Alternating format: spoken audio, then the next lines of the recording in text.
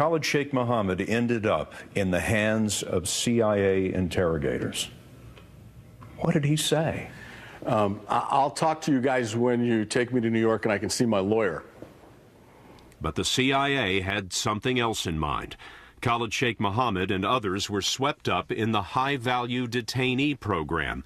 Secret prisons like this were set up, and several suspects were questioned under new so-called enhanced interrogation techniques, said to include sleep deprivation, extreme cold, and waterboarding, which causes a severe gag reflex as water is continuously poured over the face.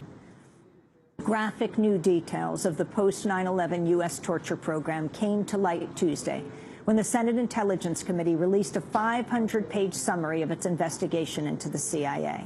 The report concluded the intelligence agency failed to disrupt a single plot despite torturing al-Qaeda and other captives in secret prisons worldwide between 2002 and 2006. Senator Dianne Feinstein, chair of the Senate Intelligence Committee, outlined the report's key findings. CIA's management of the program was inadequate and deeply flawed. The CIA program was far more brutal than people were led to believe. The Senate report details a list of torture methods used on prisoners: waterboarding, sexual threats with broomsticks, medically unnecessary rectal feeding. In one case, a prisoner had his entire lunch tray of hummus, pasta, and nuts pureed and administered by enema. Prisoners were threatened with buzzing power drills. Some captives were deprived of sleep for up to 180 hours, at times with their hands shackled above their heads. According to the Senate report, the CIA ran black sites in Afghanistan and Lithuania, Romania, Poland, Thailand, and a secret site at the Guantanamo Naval Base known as Strawberry Fields. This is the backdrop against which the agency was directed by President Bush to carry out a program to detain terrorist suspects around the world. In many respects, the program was uncharted territory for the CIA, and we were not prepared. We had little experience housing detainees, and precious few of our officers were trained interrogators. But the President authorized the effort 6 days after 9/11, and it was our job to carry it out. Is there anything to the Geneva Convention, to the world rule of law on this issue? Sure there is, but remember the terrorists were not covered by the Geneva Convention. They were unlawful combatants, and under those circumstances, they were not entitled to the normal kinds of courtesies and treatment you would accord.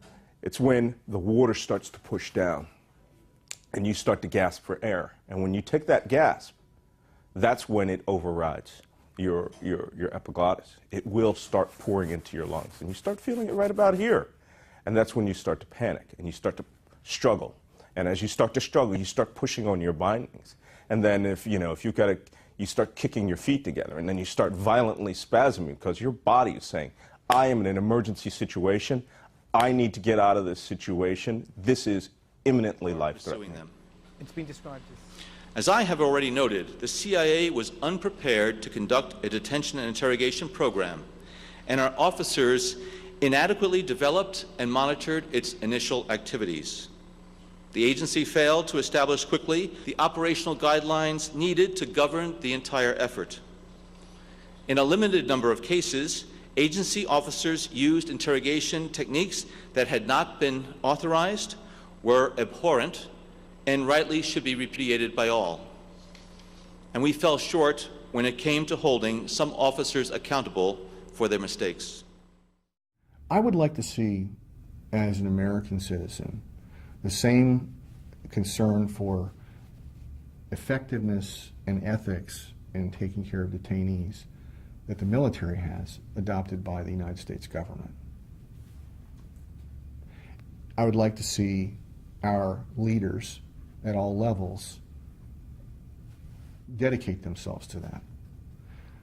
I would have liked to see our detention facility at Guantanamo closed within days after the election of President Obama. I would like to have seen opposition from media and political opponents approached with the same dedication as we've approached other national priorities, and that we could have closed that facility. And I don't think we should ever have another one like that again. You know, the image that's been portrayed is we sat around the campfire and said, oh boy, now we go get to torture people. Well, we don't torture people. Let me say that again to you. We don't torture people. Okay? Come on, George. We don't torture people. Khalid Sheikh Mohammed. We don't torture people. Waterboarding. We do not. I don't talk about torture. Techniques, and we don't torture people. Now listen to me. I want you to listen to me. So the context is it's post 9/11.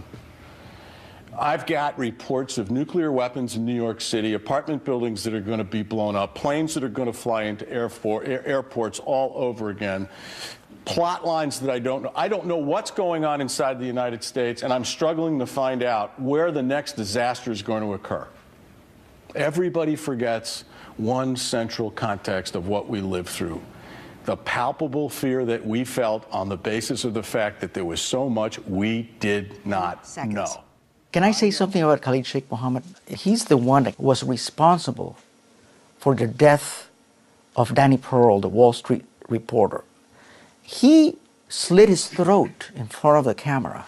I don't know what type of man it takes to cut the throat of someone in front of you like that, but I can tell you that this is an individual who probably didn't give a rat's ass about having water poured on his face. For the first time in our history, we had an enemy come into our homeland and kill 3,000 people. I mean, that was a huge deal. People jumping from the towers to their death, the people running away from the cloud of dust, terrified out of their mind.